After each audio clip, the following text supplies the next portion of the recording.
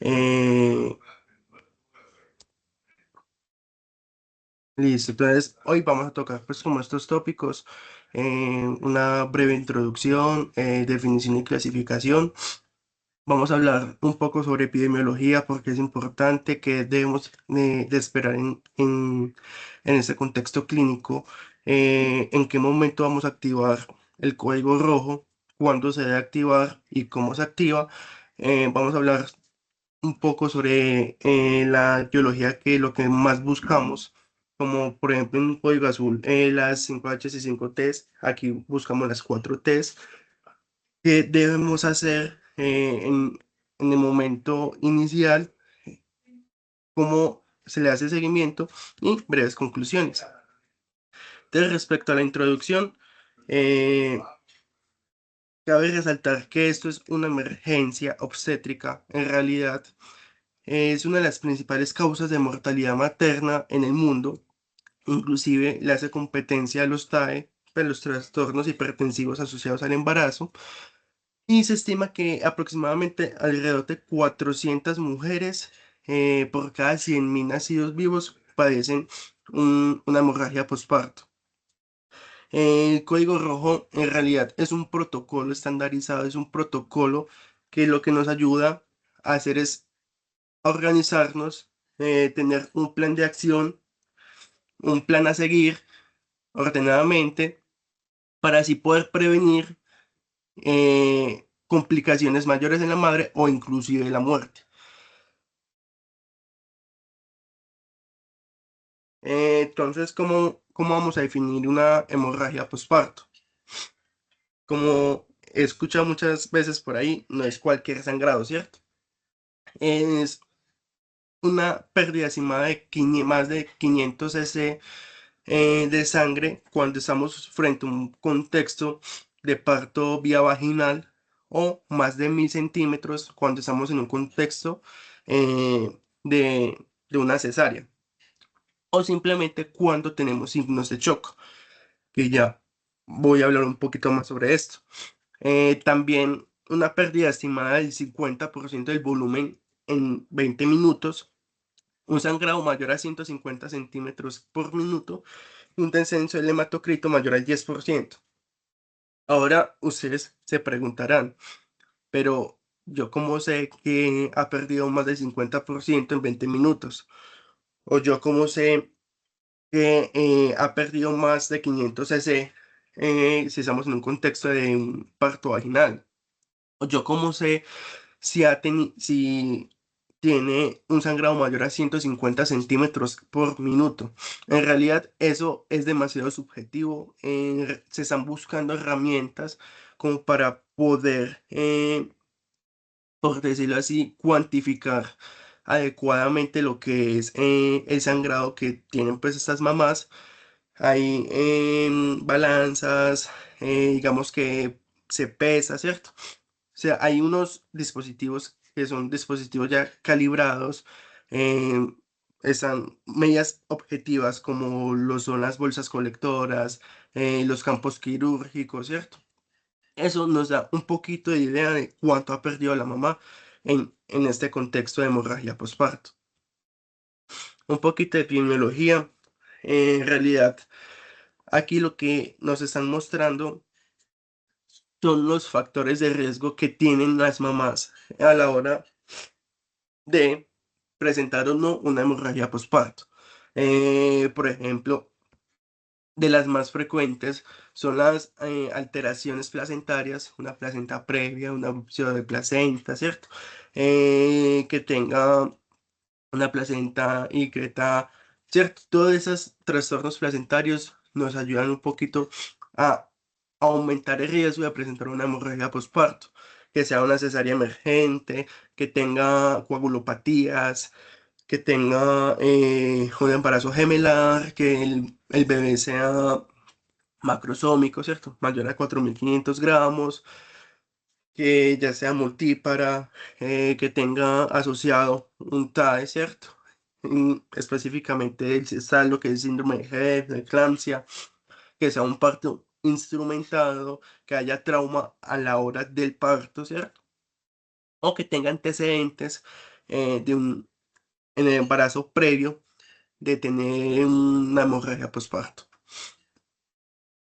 Entonces, esto lo hacemos tanto en el momento agudo, ¿cierto? En el momento que nos llega la mamá, que está en trabajo de parto, como también lo hacemos eh, en el momento de los controles prenatales, ¿cierto? Esas son cosas que debemos hacer inclusive desde la planificación del embarazo, ¿cierto? Que sería lo ideal. Entonces, uno, que tenga un sangrado abundante, ¿cierto? Genital, desde la menarquia, o que tenga antecedentes de hemorragia posparto, que tenga sangrados relacionados con un procedimiento quirúrgico o con un procedimiento dental, ¿cierto? O que cumpla dos o más de las siguientes síntomas, que tenga quimosis una o dos veces al mes, que tenga epistaxis una o dos veces al mes, que tenga sangrado frecuente de encías o antecedentes familiares de síntomas de sangrado, ¿cierto? Entonces nos llega una mamá que tiene antecedente de que en la gestación pasada tuvo una hemorragia postparto. Ahí nos debe encender las lucecitas y debemos pegarle un ojo encima a esa mamá. O son cosas que casi no preguntamos. Uno le dice a la mamá, mamá, ¿te has sangrado en la nariz en los últimos 2 meses? O mamá, le han salido moretones de la nada en los últimos 2 meses. Eso nos ayuda un poquito a objetivizar y evaluar qué mamás tienen más factores de riesgo de presentar una hemorragia postparto. Entonces, como dije al principio, en realidad la hemorragia postparto nos cubre lo que es el 25% de todas las muertes maternas a nivel nacional. Y además, desde el 2019, son datos ya un poquito viejitos, pero son importantes, ya que en el 2019 fue la primera causa de mortalidad materna asociada principalmente a lo que es la atonía uterina, que es una de las T's que vamos a ver y es la T más frecuente en este contexto, ¿cierto? En este contexto clínico. Además de esto, hay que tener en cuenta también que hay un rango de edad predominante y en ese rango de edad predominante están las mujeres entre 24 a 34 años principalmente, ¿cierto? Estas tienen una tasa de mortalidad y de morbilidad de aproximadamente 6,9 por cada 1.000 nacidos vivos. Y es una tasa bastante alta. Como podemos ver acá, inclusive eh, si tenemos una mujer menor de 18 años, de 22 años, nos, nos prende un poquito las luces, pero en realidad las mujeres que más factores de riesgo tiene o que más riesgo tiene de presentar una hemorragia postparto están en ese grupo etario que es la adultez. Aquí lo que estamos viendo adicionalmente es la incidencia o la prevalencia, ¿cierto? La prevalencia a lo largo del tiempo de la hemorragia postparto. Entonces, como pueden ver, inclusive esta literatura aquí en el 2023 apenas aparecen tres números, ¿cierto? Tres casos, pero en realidad es porque este estudio salió en el 2023. Y podemos ver que ha aumentado, ¿cierto? Se ha mantenido estable, pero del 2021 al 2022 hubo un incremento importante y es algo que en serio debemos, digamos, prender las luces porque hubo un descuido, ¿cierto? Un descuido tanto o sea, un declive en la atención de la prevención de este contexto clínico. Inclusive la, la, la frecuencia en estas mujeres respecto al peso, en realidad se da más que todo en un índice de masa corporal de 18,5 a 29,9. Uno creería que no, pero sí. Y uno pensaría adicionalmente a esto que las mujeres que más riesgo pueden presentar son las mujeres que viven en un área rural y en realidad no. En realidad, las que más presentaron una hemorragia postparto fueron las que viven en este contexto urbano. Respecto a la edad gestacional, se vio que es mucho más frecuente o tiene mayor riesgo de presentar hemorragia postparto las mujeres que son a término, tanto por el peso del bebé, la vía eh, que se usa, que se escogió para la atención del parto, y las primíparas tienen un riesgo aumentado, pero solo por el hecho de que pueden generar mayor trauma o pueden generar otra de las tres, que es tejido. Eso fue lo que ya les dije. En realidad, respecto al beso del bebé, en este estudio no o sea, se contradice con otros estudios porque nos dice que los bebés o las mamás que tienen peso, que tienen los chiquis con peso adecuado y a término, son los que mayor riesgo o mayor prevalencia tienen de hemorragia postparto. Bueno, aquí lo importante que en realidad me parece full importante y es en esto, las mamás que requirieron UCI, las mamás que requirieron reanimación y las mamás que tuvieron complicaciones. En realidad, las que hayan tenido UCI a cualquiera de las tres anteriores es la minoría. ¿Y el por qué? Porque en estos momentos lo que es el sistema de salud colombiano le está poniendo mucho ojo a lo que es la mortalidad materna y a lo que es las principales causas, que entre esas es la hemorragia postparto. Se está buscando prevenir, se está buscando tratar si se da y prevenir si se da las complicaciones que estas pueden llegar a tener. En realidad es un trastorno que uno creería que no es tan frecuente, pero uno en realidad sí lo ve mucho. Y lo otro es que la hemorragia postparto se puede clasificar si es temprana o tardía. Tardía es lo menos frecuente, pero inclusive puede pasar, pero los que más, la mayor prevalencia que hay es en la temprana, con el 97,79% de los casos.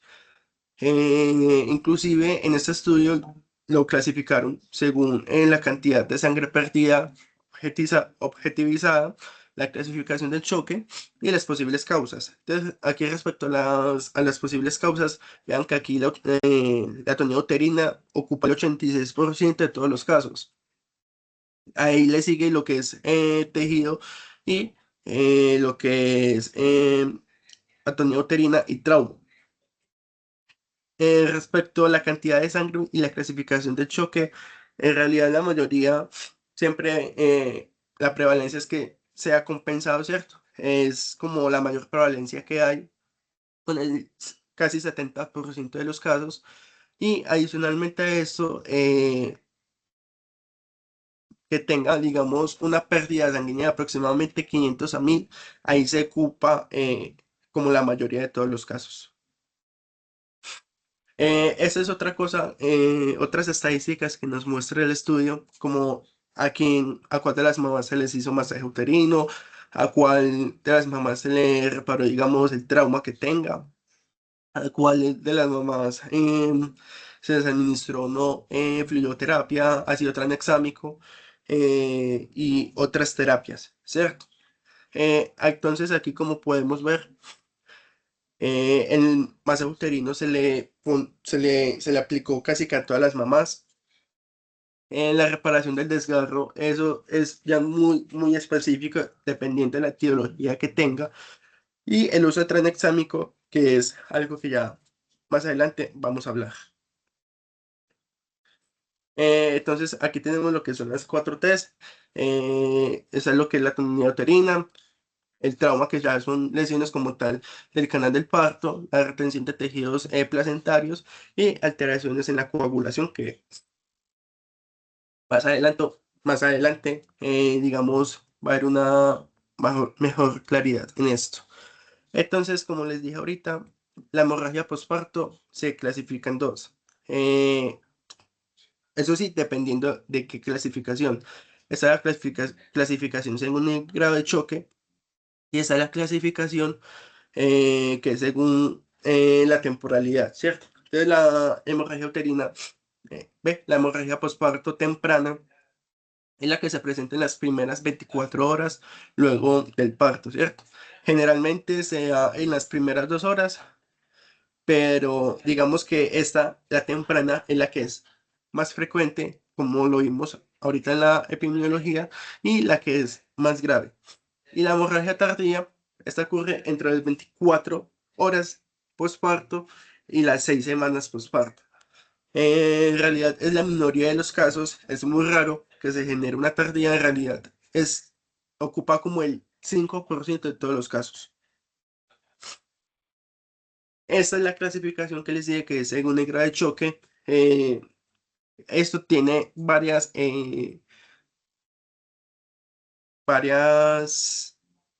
varios ítems, ¿cierto? Entonces, dependiendo de cómo esté el sensorio de la paciente, la perfusión, el pulso, la presión sistólica, el grado de choque como tal, y ya vamos a ver cómo se calcula, y la pérdida de sangre, más o menos, que presentó la paciente. Entonces, digamos, si la paciente perdió 10 o 15% de la volemia, o sea, de 500 a 1000 cc, el sensorio está normal, la perfusión normal, el pulso está normal,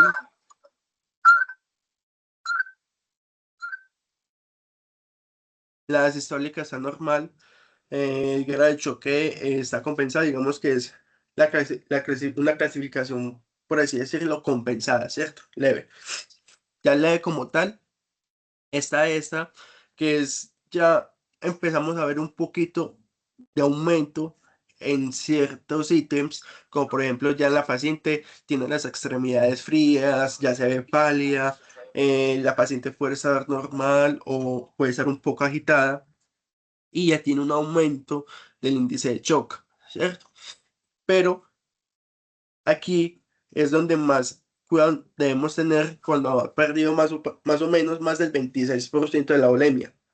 Ya estas pacientes son agitadas, diaforéticas, con las extremidades frías, casi que heladas, pálidas, ya están taquicárdicas, hipotensas, el índice de shock, digamos, ya es muy aumentado, que ya les voy a hablar un poquito sobre esto. Y esto es importante, ¿por qué? Porque estas medidas son medidas compensatorias que el cuerpo trata de hacer por la pérdida de la sangre. Es si tenemos una paciente que está diaforética, con extremidades frías y tiene una taquicardia, esa taquicardia está tratando de suplir un poco toda esa pérdida de sangre que ha tenido. Y aquí tenemos el índice de shock. ¿Qué nos dice el índice de shock? El índice de shock nos habla un poquito sobre mortalidad y también nos habla un poquito sobre el uso de hemoderivados. Entonces, aquí en este contexto, lo normal es que sea menor a 0,9, ¿cierto? Ese es un índice de shock compensado. ¿Cómo lo vamos a calcular? Con la frecuencia cardíaca y la sistólica. Fácil. Si tenemos un índice de shock mayor a 1, aquí ya estamos hablando un poco sobre el aumento de la mortalidad que la paciente puede presentar. Y si es mayor a 1,2, de 1,2 a 1,3, ya nos habla sobre la necesidad de activar el protocolo de transfusión masiva. Entonces, ¿en qué momento vamos a activar el código rojo? En realidad, como yo les dije ahorita, es algo que es muy, muy, muy difícil de reconocer. Uno, porque a veces nos asustamos con los sangrados y pensamos que, no sé, 100 cc es más de 500, ¿cierto? Eso es básicamente como se dice por ahí, es con ojo clínico. Dos, porque en realidad de, el uso de estos dispositivos que nos ayudan a cuantificar las medidas de sangrado, digamos que en los primeros niveles, no es que las tengamos muy, muy, muy disponibles, ¿cierto? Obvio, nosotros podemos solucionar con muchísimas otras cosas, pero en realidad no es como la manera más objetiva de poder calcular eh, la pérdida, ¿cierto? Entonces, reconocer el código rojo, básicamente nos tenemos que basar mucho en lo que es esto, ¿cierto? Mirar cómo están los signos vitales de la paciente cómo está, cómo tiene las extremidades, cómo está el llenado capilar, cómo está en general, ¿cierto? Y eso nos ayuda un poquito a objetivizar eh, y a calcular más o menos cuánta pérdida de sangre ha tenido. Obviamente, si tenemos disponibilidad de los dispositivos para cuantificar, sería una maravilla. Entonces, lo primero es hacer un reconocimiento precoz. Luego debemos calcular el índice de shock, ¿cierto? Identifica a mi paciente, tiene un índice de shock de menos de 0,9. Signos vitales estables, por el momento vamos bien, ¿cierto? Pero si identificamos y ya tiene un índice de shock de 1,3, ¿qué hay que hacer? O sea, si es en un primero, si es en un segundo, tercer nivel de complejidad, eh, lo que vamos a hacer es completamente diferente. Eh, Debemos tratar de identificar lo que son las 4 T's y esta bibliografía nos da un poquito de guía de cómo actuar en la primera hora de oro, ¿cierto? Bueno, entonces, activamos el código rojo y ¿qué pasa? Primero, ¿dónde estoy? ¿Estoy en baja complejidad? ¿Estoy en alta complejidad? Eso nos ayuda a definir, porque si estoy en baja complejidad, estabilizo y chao, me voy, me fui. Inclusive después de activar o de reconocer que la paciente tiene una hemorragia postparto, ya debo estar llamando a los de referencia para que llamen al médico disponible, que hay un primario. Eso es lo primero. Lo segundo, cómo está la paciente, ¿cierto? Entonces, como todo en trauma, hacemos el ABCD, ¿cierto? Aquí lo que nos va a, a dar más importancia o a priorizar es que me puede empeorar el estado clínico de la paciente y cómo puedo impactar en el estado clínico actual de la paciente, ¿cierto? Pues para mejorarlo como tal. Entonces, ¿qué debemos hacer? Eso es como en trauma, como en código, ¿cierto? Siempre el ABCD. Entonces, debo ver la vía aérea, que esté permeable, que esté ventilando bien. Debo asegurar vía aérea si es necesario. En realidad la literatura dice que se debe mantener una meta de saturación mayor al 95% y sugiere el uso de cánula nasal a 3 litros minuto. El uso en estos primeros 20 minutos debemos hacer lo que es eh, las órdenes iniciales, canalizar tus vías de acceso de gran calibre, tomar muestras de paraclínicos, tales como hemoclasificación, tiempos de coagulación, fibrinógeno, ionograma, función renal, hemograma. Todo esto nos ayuda un poquito a guiar y a saber cómo está en realidad nuestra paciente. Iniciar la fluidoterapia, lo que recomienda la literatura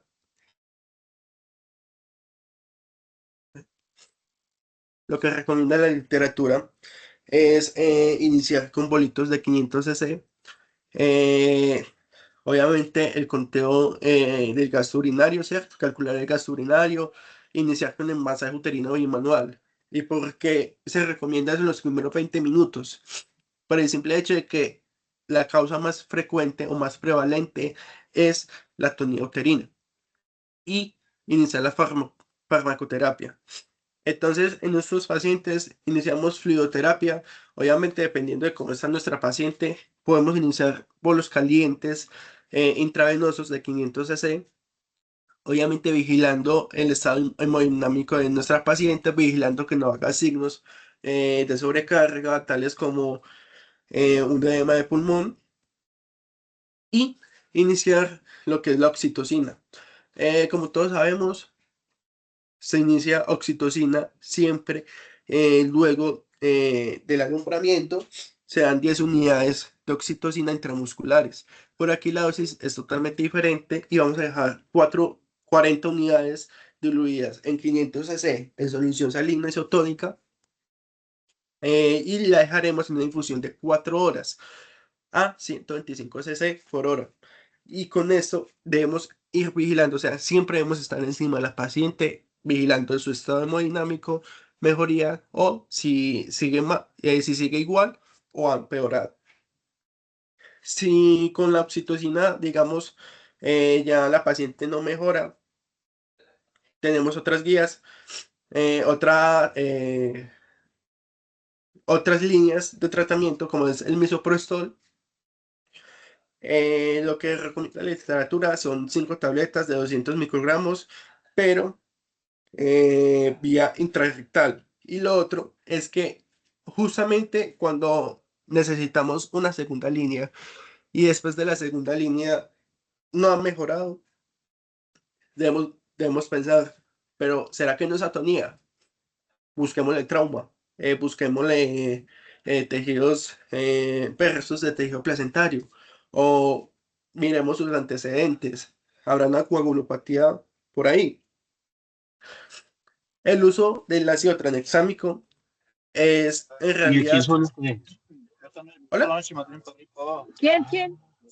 Conejos. Ah, ¿Pero qué pensar y dónde eran? ¿No tienen? El uso del Por ácido favor, cierran tranexámico los micrófonos. en realidad es algo que se ha extrapolado desde los estudios Crash 2, que fueron usados en trauma. Se extrapolaron esos estudios y trataron de hacer un estudio aquí eh, en el contexto del código rojo. ¿Y que encontraron?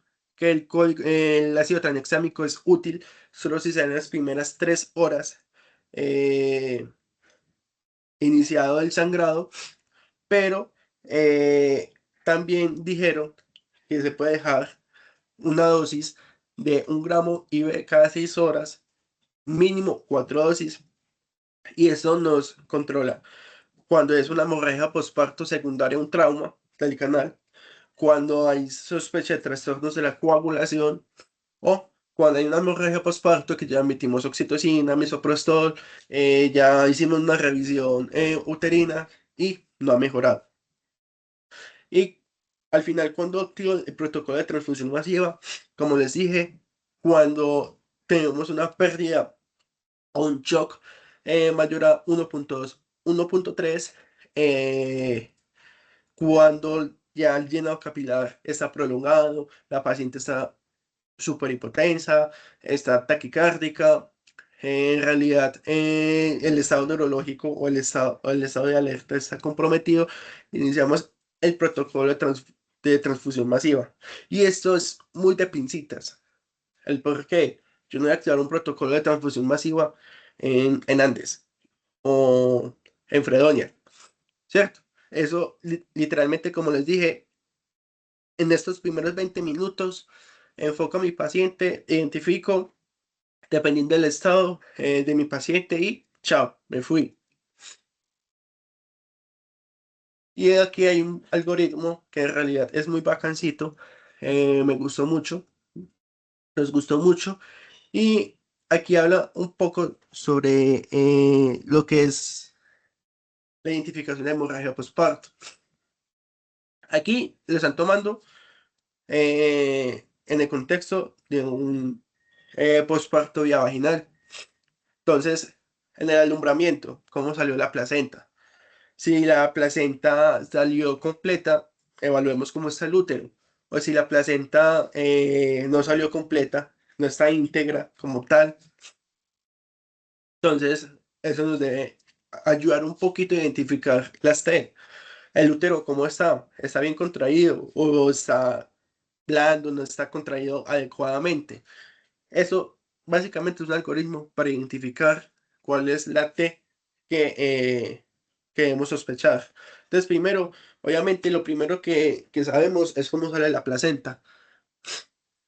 O sea, la placenta no ha salido, ¿cierto? Luego identificamos el tono uterino y luego verificamos si hay un trauma en el canal vaginal y si ninguna de las anteriores tres es, debemos sospechar una coagulopatía, ¿cierto? Un antecedente familiar o un antecedente personal que tenga la paciente y ya antecedentes previos que tenga como tal la paciente.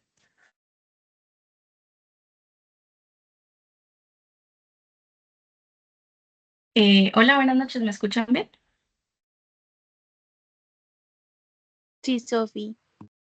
Bueno, entonces, muy buenas noches para todos. Entonces ya vamos a continuar entonces como con el segundo segmento de esta charla.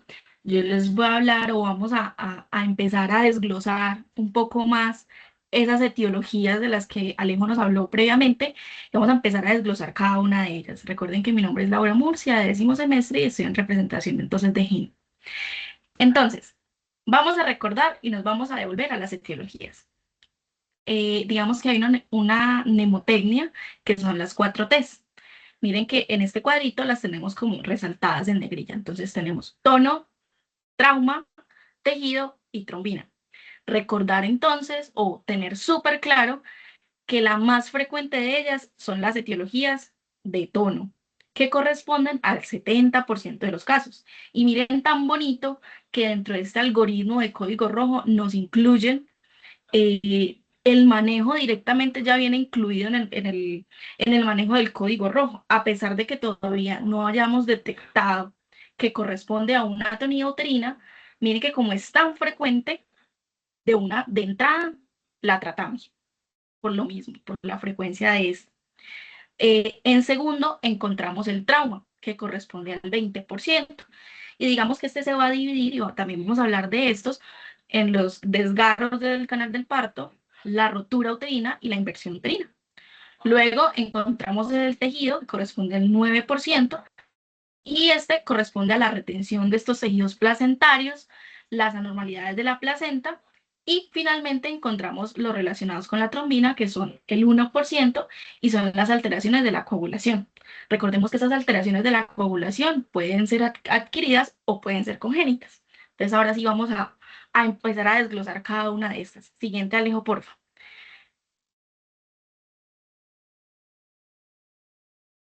Entonces, vamos a iniciar con el tono, que es, como ya les dije, la más frecuente. En cuanto a la definición, sabemos que la atonía uterina es una alteración que puede ser total o parcial de la capacidad de contraerse del miometrio. Recordemos que cuando hay el alumbramiento de la placenta, el útero debe contraerse para disminuir o para colapsar esos vasos de donde estaba pegada la placenta para evitar esta hemorragia posparto. Entonces, esta atonía uterina nosotros la vamos a tratar bajo unos pilares básicos. Estos pilares van a ser unos pilares mecánicos y unos pilares farmacológicos. Siguiente, por favor. Entonces, el primer pilar es el mecánico, que miren que lo incluimos dentro del algoritmo, que corresponde al masaje y compresión uterina manual. Digamos que consiste en aplicar un masaje en el fondo del útero hasta que este se contraiga. ¿Cómo lo vamos a hacer? Vamos a introducir la mano en el canal vaginal y los dedos hasta el cuello uterino. Y vamos a vigilar que este útero permanezca contraído. Y en caso de que no haya respuesta, pues vamos a proceder a hacer ese masaje manual. Recordar o tener muy en cuenta pues que esto va a ser algo doloroso. Imagínense que le estén metiendo la mano a la vagina, al útero, a una mamá que acabó de dar a luz. Entonces esto es muy doloroso. Entonces no olvidar la analgesia. ¿Con qué lo vamos a hacer? Con mepiridina 0.5 a 1 miligramo por kilo o con diazepam 0.05 miligramos por kilo dosis única. Y también vamos a colocar profilaxis antibiótico. Esto la podemos hacer con cefalosporina, la podemos hacer con cefazolina 2 miligramos intravenosos, una dosis única, que esta es la que más estudios tiene, o con clindamicina más gentamicina, pues si tiene alergias a las penicilinas.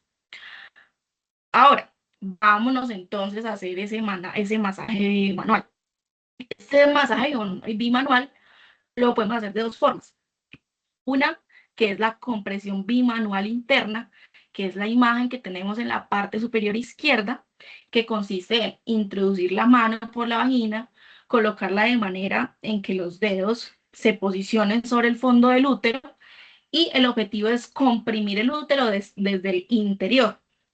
Y con la otra mano vamos a realizar presión desde la parte externa, es decir, desde el abdomen, justo por encima del útero, y de modo que ambas manos se encuentren y yo empiece a hacer el masaje con cada una de ellas, haciendo una presión firme, una presión continua y ejerciendo esos movimientos de compresión. Eso pues para estimular esa contracción uterina y disminuir pues por consiguiente el sangrado. Ahora vámonos a la imagen que está debajo. La imagen que está debajo es la compresión bimanual externa y también se conoce como la técnica de Hamilton. Esta consiste en que una mano se coloca en la parte inferior del abdomen de la paciente y esto va a comprimir el útero desde el exterior. Y con la otra mano pues se puede utilizar también como para ejercer una presión adicional, para maniobrar el útero, pues como en la dirección pues que deseemos. Y lo mismo, vamos a presionar con firmeza y vamos a estimular la contracción del útero para detener ese sangrado. Por otra parte, ya puedes cambiarla, listo. Está entonces el manejo farmacológico, que este también debe realizarse rápidamente para prevenir la progresión de la hemorragia. Miren que nuevamente esto ya está incluido dentro del algoritmo y esto ya no lo explicó Alejo. ¿Cómo lo vamos a hacer? Entonces vamos a administrar uterotónicos, que el que más usamos va a ser la oxitocina. Y esto, digamos que ¿con qué objetivo? Esto es para evitar como otras intervenciones, que ya las vamos a ver más adelante, como lo son el taponamiento uterino, la cirugía, pues entre otras. Como les venía diciendo, entonces el más frecuente es la oxitocina. Esta es la dosis de 40 a 120 unidades minuto. Esto lo vamos a disolver en 506 y lo vamos a pasar de 6 a 300 mililitros hora. Y esa es la primera línea. Y de ahí para abajo, entonces encontramos segunda línea y tercera línea. Misoprostol o metilginovina o metargina. Digamos que para esta última opción van a haber unas contraindicaciones. Siguiente, por favor, Alejo. Son las que intenté resumirlas en este cuadrito. Entonces, ¿en qué pacientes no podemos usar este medicamento? En pacientes que tengan hipertensión arterial, porque este medicamento tiene el riesgo de aumentarla y pues puede causar crisis hipertensivas de nuestros pacientes. Por lo mismo, pues no la podemos usar en preeclampsia y en eclampsia. También está contraindicado en pacientes con cardiopatías, llámese enfermedad coronaria, insuficiencia cardíaca o antecedentes de infarto, porque hace vasoconstricción, enfermedad vascular periférica, porque puede agravar esa vasoconstricción, hipertensión pulmonar, porque va a empeorarla, sepsis, porque puede generar esa vasoconstricción exagerada y hipertiroidismo por la estimulación del sistema cardiovascular. Siguiente, por favor. Entonces, estamos en la situación en la que tenemos a nuestra paciente con hemorragia posparto, que ya hicimos el algoritmo y que determinamos que era por atonía uterina. Nosotros fuimos súper juiciosos, le pusimos la oxitocina, primera línea, la combinamos con segunda línea porque no respondía al tratamiento, hicimos el masaje y nada que responde nuestra paciente. ¿Qué sigue? Vamos a continuar con el taponamiento uterino con balón hemostásico. Bueno, entonces, ¿eso qué es? ¿Eso para qué sirve? ¿Eso cómo se pone? Resulta que el balón intrauterino se considera como el siguiente paso para ese fracaso al tratamiento médico. Lo que se hace es que antes se hacía era con vendas, se taponaba de alguna manera el útero con un montón de vendas, pero este balón es más eficaz. Es de fácil aplicación, se permite pues como controlar esa hemorragia y lo que nos va a proporcionar es tiempo. Tiempo para yo observar a mi paciente, tiempo para yo trasladarla y además pues obviamente pues va a ser una maniobra terapéutica. Encontré que este puede durar de 6 a 12 horas, inclusive hasta 24, y luego pues ya vamos evaluando la necesidad de retirarlo o no, y si pues realmente funcionó. Recordar que es una técnica no quirúrgica, que disminuye y que va a impactar en la mortalidad materna y yo creería que en lo que uno no quiere llegar, que es la histerectomía, que es ya el tratamiento quirúrgico, lo último, y en otras técnicas invasivas de las que también les voy a mencionar.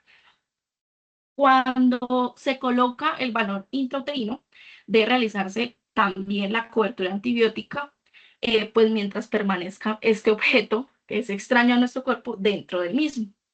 Digamos que clásicamente se utilizan diferentes métodos, como les dije antes, se usaban gasas, pero ahora o en la actualidad está disponible este balón que se llama el balón de Bakri. ¿Qué pasa con el balón de Bakri? El balón de Bakri no está disponible en todos los lugares. El balón de Bakri es costoso. Entonces, digamos que también se puede hacer de una forma más artesanal. Cogemos una sonda Foley, cogemos un preservativo, en la punta de la sonda Foley, cogemos el preservativo, lo amarramos, lo podemos hacer con un hilo de sutura, lo amarramos muy bien, lo fijamos e introducimos el balón por el canal hasta el útero y allí lo inflamos con 300 a 500 cc de solución fisiológica. De la misma forma se hace con el balón de Bakri, solamente que esto es como una alternativa, algo que podemos hacer de forma más artesanal, algo que podemos hacer en donde no contemos con el recurso o en donde no contemos con este balón. Se dice, o digamos que la estadística también está muy a favor del uso de este, se dice que detiene el sangrado hasta en un 91%. Y antes de colocar este balón, pues debemos como verificar que no haya retención de restos de la placenta y ruptura uterina, pues antes de como que utilizar este método. Siguiente, por favor. Listo. Por otra parte, entonces también tenemos el tratamiento quirúrgico. Este tratamiento quirúrgico puede ser conservador o puede ser radical. En esta diapositiva tenemos entonces como estos tratamientos que son conservadores, pero son más pero estos tratamientos quirúrgicos que son conservadores. Tenemos dos opciones. En la imagen del lado derecho tenemos las suturas de compresión uterina. En particular, bueno, en esta imagen tenemos la sutura compresiva de B. Lynch, que está descrita hace mucho tiempo, inclusive hasta desde por allá, desde 1997, y digamos que se consideran técnicas quirúrgicas que son de fácil aplicación. Obviamente, pues esto lo hace el ginecólogo. Y esto, el objetivo es conseguir la disminución del flujo sanguíneo a través de los vasos uterinos. Pues como la compresión de las paredes anteriores y posteriores uterinas con estas suturas de las que les estoy mencionando. Y por otra parte está, que es la imagen del lado derecho, la ligadura de vasos pélvicos, ya sea de las arterias uterinas o de las arterias hipogástricas, ambas de forma bilateral. Digamos que esa es una técnica que también con la que el ginecólogo pues debe estar muy familiarizado y que puede incluir inclusive la rama ascendente pues uterovárica. Y pues finalmente está el tratamiento quirúrgico radical, pues que ya es la histerectomía subtotal o total. Siguiente, por favor.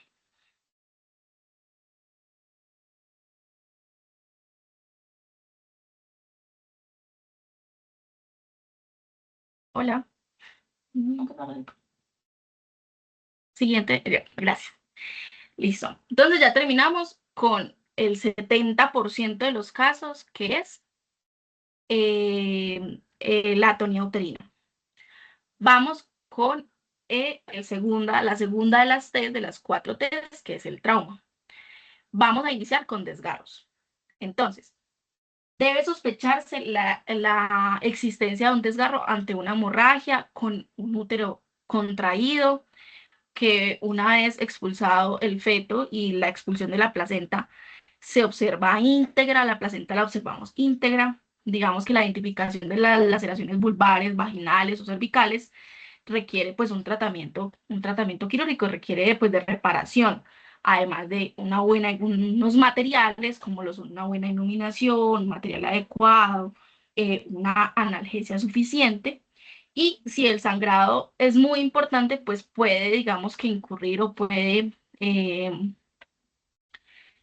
dificultar la visión pues, o la observación directa de dónde está sangrando mi paciente. Eh, mm, para facilitar como la observación directa de este sangrado, si está sangrando pues como por la parte de afuera y no me permite mirar un poco más, puedo utilizar unas pinzas atraumáticas para limitar el sangrado y para poder colocar como esos puntos y para poder hacer una observación pues más adecuada. Debe entonces empezarse por revisar manualmente toda la cavidad uterina, a ver si sangra el útero, para descartar posibles roturas uterinas, nuevamente, posibles restos placentarios dentro del útero y posteriormente pues el canal del parto y mirar pues el exterior. Eh, entonces, revisar muy bien el canal del parto, preparar a la paciente, ponerla en una posición cómoda para ella, una posición cómoda para nosotros como personal, para poder hacer una observación directa de todas estas estructuras, ponerla en la posición de lisotomía, que flexione muy bien las rodillas y que tengamos una buena iluminación para poder hacer una buena inspección del canal. Eh, Tener muy en cuenta la higiene y el equipamiento, entonces lavarnos muy bien las manos, los guantes estériles, preparar una buena fuente de luz, utilizar pinzas atraumáticas si las voy a necesitar, infiltrar a la paciente si necesita anestesia local y luego ya voy a empezar a hacer la inspección. Entonces debo inspeccionar el periné, revisar muy bien si hay desgarros, hematomas, laceraciones, evaluar no solamente si están presentes o no, sino además evaluar también la profundidad de los desgarros, si son superficiales o son profundos. Inspeccionar también la vagina, introducir los dedos. Eh, Mientras introduzco los dedos con una mano, con la otra puedo separar la vulva y separar los labios para poder observar mejor como la cavidad. Buscar entonces desgarros vaginales, inspeccionar el cuello uterino, eh, también pues hacer esta documentación pues completa de todo el canal y como que evaluar entonces evaluar y clasificar ante qué desgarro me estoy enfrentando. Entonces, para eso entonces tenemos esta tablita, solamente como recordar que van del 1 al 4 y que van a depender entonces de la extensión y de la profundidad de la misma. Siguiente, por favor. Dentro del trauma, entonces también encontramos la rotura uterina. Afortunadamente, es algo poco frecuente, constituye una de las causas infrecuentes de hemorragia posparto, pero se asocia a tasas altas de morbimortalidad materna y fetal. Además, nuevamente, afortunadamente, la incidencia ha disminuido mucho tras la introducción pues de las cesáreas y en lugar pues como de las incisiones que podemos hacer como para evitar estos desgarros. Eh, esta rotura puede producirse en pacientes que tienen el antecedente de cesáreas, en multíparas. A estos pacientes antes se les debe dar un asesoramiento preoperatorio para que se les explique los riesgos del parto vaginal. Y la rotura espontánea es todavía menos frecuente. Y digamos que esta se puede manifestar con un dolor abdominal continuo y una hemorragia vaginal. Siguiente, por favor. Entonces, la tercera T, entonces, es el tejido. Dentro de esto, entonces, tenemos la inversión uterina. La inversión uterina es una complicación grave del parto. ¿Qué ocurre cuando el útero literalmente se voltea? Se voltea hacia afuera a través del cuello uterino. Generalmente después de la expulsión de la placenta. Recordemos que eso también puede ser como inducido por nosotros. Recordemos que en el alumbramiento hacemos una maniobra de tracción contra tracción y a veces hacemos una tracción excesiva del cordón umbilical y jalamos la placenta y así mismo también nos traemos el útero y hacemos esa inversión uterina. Entonces, esta inversión uterina es una emergencia obstétrica que requiere una intervención inmediata porque para que prevengamos estas complicaciones tan severas como una hemorragia profusa, un shock o pues el daño del tejido. ¿Cómo nos damos cuenta que estamos ante una inversión uterina? Pues vamos a ver una masa a nivel cervical, vaginal o inclusive vulvar, dependiendo del grado en el que nos encontremos. Afortunadamente también la incidencia es rara y digamos que esto lo podemos evitar o lo podemos controlar de una forma haciendo esas maniobras de tracción contra tracción un poco más suave y no como anticiparnos o jalar muy duro para que no pues lleguemos a esto. Existen unos factores predisponentes, son la atonía uterina, las anomalías de inserción de la placenta, el cordón corto, la presencia de miomas fúndicos, pero existen unos factores que producen pues también como la inversión uterina. Algunos de los síntomas entonces son el sangrado vaginal abundante, el dolor abdominal severo y la expulsión y pues que nosotros veamos esa masa a través del cuello uterino. Siguiente, por favor. Entonces, para el manejo, el tratamiento, dale varias veces, por favor. Gracias. El tratamiento es la reducción manual empujando con la mano el fondo uterino, como lo vemos en la imagen del lado izquierdo, eh, hasta llevarlo a la posición normal. En caso de contracción uterina intensa, pues puede requerir medicamentos que nos ayuden a relajar el útero. Ahí vamos a hacer todo lo contrario. Miren que en el primero usábamos uterotónicos y en este entonces ahora lo que queremos es relajar el útero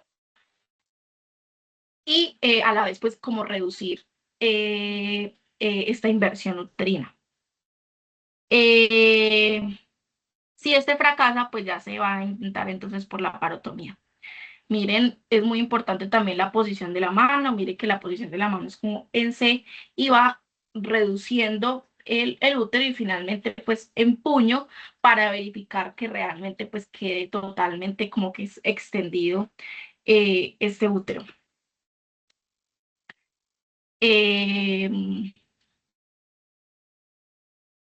El siguiente, por favor.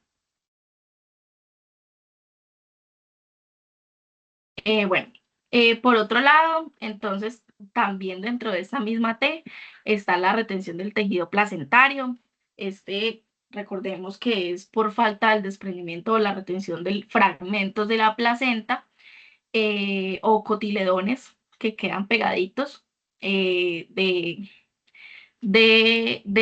endometrio. Y pues lo habitual es que cuando hay el nacimiento de la placenta, pues revisar muy bien las caras de la placenta para pues evitar, digamos que, o identificar de forma más oportuna, más rápida, la retención pues de esos tejidos placentarios. Si sospecho, si yo al momento de revisar la placenta observo que hay retención de los mismos, pues debo hacer una extracción manual. Si esto fracasa, pues ya se hace un legrado uterino, pero pues esto se puede hacer muy fácilmente pues como con la mano. Y finalmente, pues también están las anomalías de la implantación. Entonces recordar que la placenta, podemos tener placenta creta, increta y precreta, que estos son casos o son circunstancias en el que la unión entre la placenta y el útero es anormal. Y la decidua está adelgazada o simplemente no existe. Entonces, asimismo, esa capa o esas capas no, esas vellosidades no se ponen pues como en contacto con o no invaden bien el tejido pues para que queden bien pegaditas. Entonces, según el grado de penetración de la placenta, entonces lo vamos a dividir en acreta, que son que esas vellosidades entran en contacto con el miometrio pero no lo invaden, en la increta, que penetra en la expresión del miometrio, y en la precreta, que perfunde en el miometrio pero alcanzan a ser proximales a las serosas o incluso lo perforan. Esas alteraciones pueden afectar a toda la unión de la placenta, que puede ser total, o limitarse a algunos cotiledones placentarios, y entonces va a ser parcial. Y ya finalmente entonces está la trombina, que son ya pues las alteraciones de la coagulación, que pueden ser hereditarios o adquiridos, pero que solamente recordemos que corresponden al 1%. Y ya como en esta última diapositiva es como un algoritmo, un algoritmo. En este algoritmo, miren que nos ponen que ante una hemorragia obstétrica o signos de choque, pues activemos el código rojo. Cuando activamos el código rojo, entonces empieza la hora de oro. Recordar que tenemos tiempo cero, en donde activamos el código rojo y clasificamos con, ojalá sea la escala de choque, que es la más objetiva, pero que también podemos darnos indicios. En algún momento, la profe Estelita, yo creo que la vi por ahí, nos decía que también se puede ver por la extensión del sangrado. Entonces, que si hay una hemorragia y una hemorragia posparto, y no solamente me llena la camina, sino que también me llega al piso, entonces esos son más o menos 1500, pero recordar que, digamos que lo más objetivo es hacer la escala de choque que nos explicó Alejo. Luego tenemos del minuto 1 al minuto 20, en donde debemos hacer el diagnóstico y ya debemos empezar a tratar las causas. Entonces,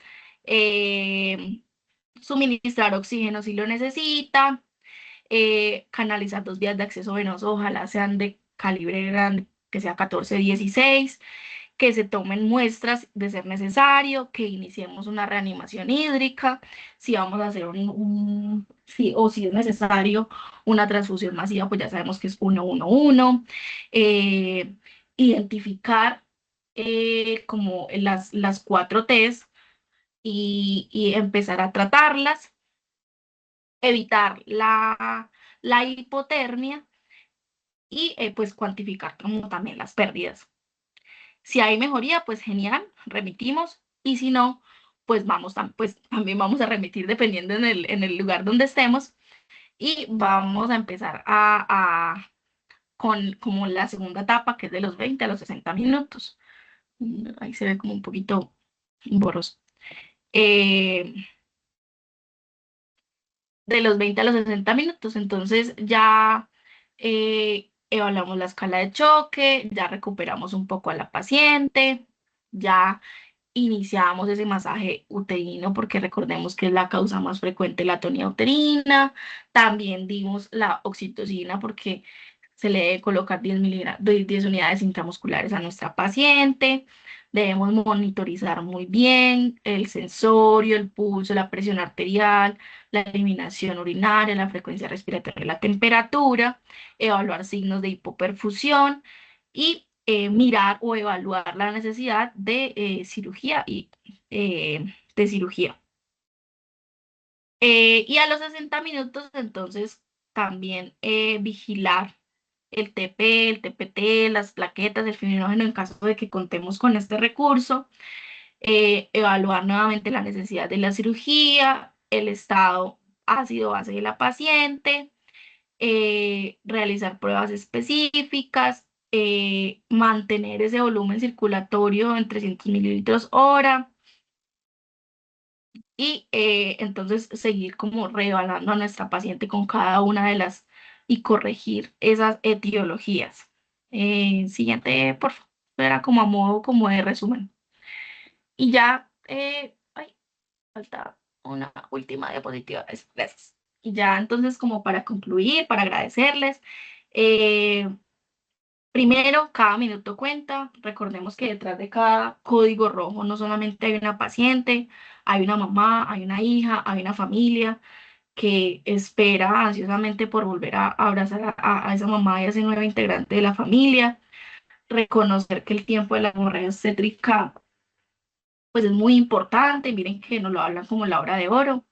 Segundo, la oportunidad pues de salvar esa vida con una atención oportuna, un equipo coordinado, es fundamental para la atención del mismo. Que ese trabajo en equipo es el corazón del código rojo. Nosotros podemos capacitarnos, podemos saber mucho, pero si no sabemos trabajar en equipo, pues probablemente no va a salir adelante nuestra paciente.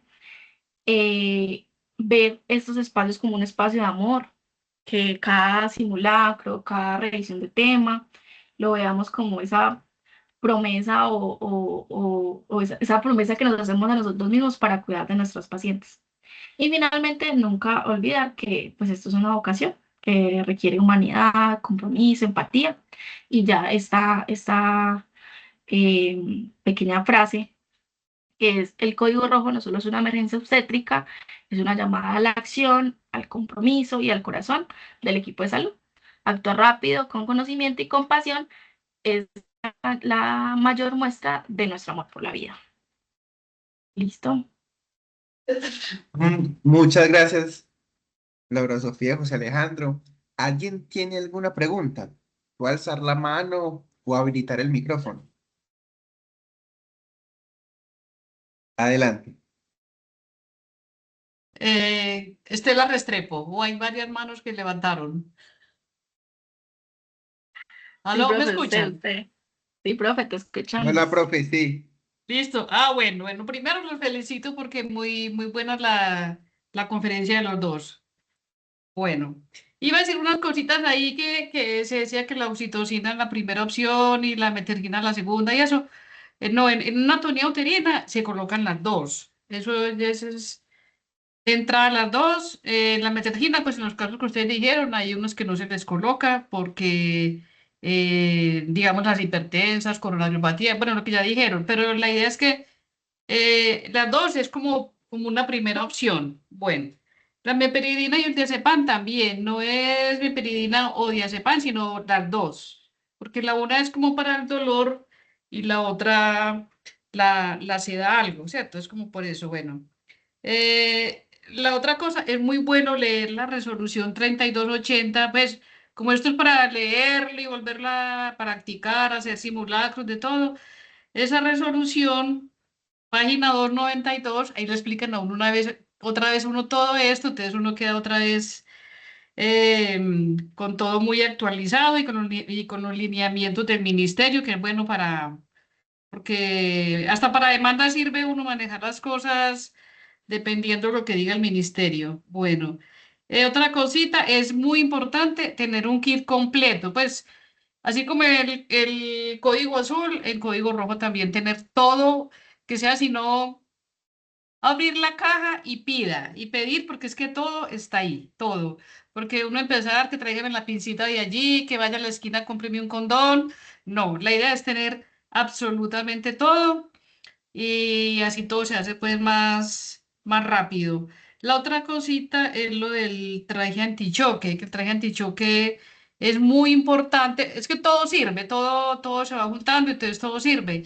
El traje antichoque, pues como ya se ha perdido tanta sangre y en primeros niveles que no hay sangre, entonces lo que hace ahí es llevar la sangre desde la parte más inferior del cuerpo, se va llevando hasta para proteger corazón y cerebro. Entonces lo que se hace es que se redistribuye la sangre con una presión, pues el traje es elástico, pues entonces va llevando la sangre hacia corazón y pulmones, entonces los va a proteger.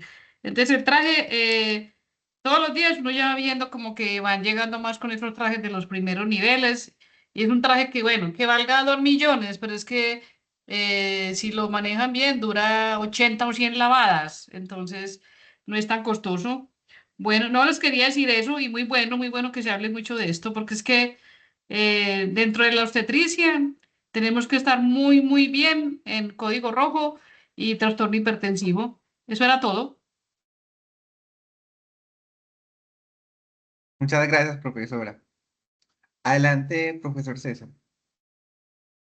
Bueno, muchachos, primero que todo, felicitarlos. Excelente presentación, actualizada, todo perfecto. Felicitaciones, un abrazo importante para todos, en especial para los expositores que hicieron un esfuerzo muy grande para traer una charla y presentarla en este escenario. Simplemente para complementar dos cositas, ya en parte lo dijo Estela, que es que el manejo farmacológico, inicialmente lo hacíamos, colocábamos la oxitocina, si la oxitocina servía perfecto, si no servía, pasábamos a la metergina. Si no servía la metergina, pasábamos al ácido tranexámico o al misoprostol, dependiendo del protocolo que tú utilizáramos. Por último, el ácido tranexámico de una manera secuencial. Los últimos protocolos recomiendan que estos medicamentos o este manejo farmacológico se haga transversal. O sea, colóquelos todos. Coloque la oxitocina, si no tiene contraindicación, coloque la metergina, coloque el ácido tranexámico y coloque el misoprostol. El misoprostol en algunos trabajos de investigación hacia el año 2008-2010 no demostró mayor rendimiento después de utilizarlo cuando ya se había utilizado oxitocina. Entonces las recomendaciones de muchos protocolos era que se utilizara cuando usted tenía un escenario donde no tenía oxitocina disponible, dígase en un puesto de salud o en un área rural. Sin embargo, los últimos protocolos lo vuelven a incluir e inclusive la lista de chequeo del 2025 del Ministerio de Salud lo incluye. Incluye la oxitocina, la metergina, el misoprostol y el ácido tranexámico. Entonces, muchachos, si usted tiene una hemorragia obstétrica, los cuatro, de una vez va con todo, hace el tratamiento médico y ya define si tiene que pasar al siguiente paso. Y lo segundo es que la tendencia actual es a manejar mucho más rápidamente el código rojo que la hora. Entonces, la tendencia hoy en día es: si usted tiene una hemorragia obstétrica, inicie de una vez el diagnóstico en los primeros 5 minutos. Ya no, la idea es que ya tiende a que no sea en los primeros 20 y es muy factible que en la próxima actualización de la RIA materno-perinatal, la 3280, ya cambien esos tiempos y se diga que el diagnóstico se haga en los primeros 5 minutos, el manejo médico en los primeros 10 minutos, la colocación del traje antichoque en los primeros 15 minutos, la colocación de balón de Bacri en los primeros 20 y definir si asumo el código rojo o si remito a la paciente ya no en una hora, sino en 30 minutos. Esto nos da mayor posibilidad de poder intervenir la paciente. Sin embargo, a mí personalmente me gusta colocar primero, cuando he tenido, ya no hago casi clínica, pero cuando me ha tocado, prefiero colocar primero el balón de Bacri y luego el traje antichoque. Me parece que es muy difícil colocar un balón de Bacri en una paciente que ya tiene un traje antichoque puesto. No sé, Estelita, que les da este taller, qué piensa al respecto, pero pues a mí me parece mejor colocar a los 15 minutos el balón de Bacri y a los 20 minutos el traje antichoque e inclusive colocar los dos. Hay una discusión si los hospitales de tercer nivel justifica tener traje antichoque. Para mí la respuesta es sí. En una paciente que esté descompensada hemodinámicamente, le puede dar a uno tiempo, le puede dejar ganar tiempo para definir un taponamiento, una histerectomía, una desvascularización, unos puntos de Belinch, etcétera, etcétera, etcétera. Entonces, esto era lo que les quería complementar con ese comentario. Y otro comentario es que parece ser que el Colegio Americano está empezando a reevaluar el origen del sangrado posparto, que se definió en 500 centímetros, y la tendencia es a bajarlo. Recordemos que hasta hace 2 o 3 años hablábamos que 1000 centímetros por parto vaginal, pues no, hace 5 años, por parto vaginal 1000 centímetros o por cesárea.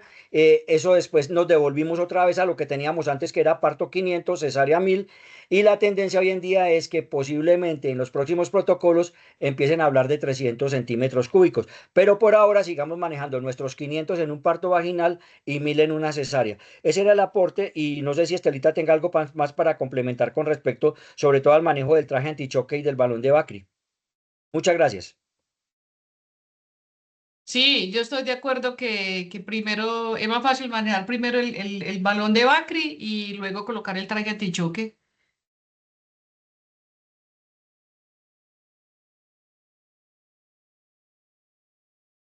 Listo, perfecto. Profesores, mil gracias por apoyarnos en esta actividad. De corazón se los agradezco. ¿Alguien más A tiene ustedes alguna? nuevamente 1000 felicitaciones. Listo, muchísimas gracias a todos, a Alejo, a Laura, en serio que súper completa la charla, nos quedó más que claro. Y también muchísimas gracias a los profes por acá, por estar acá presentes, por colaborarnos y estar pues para todos.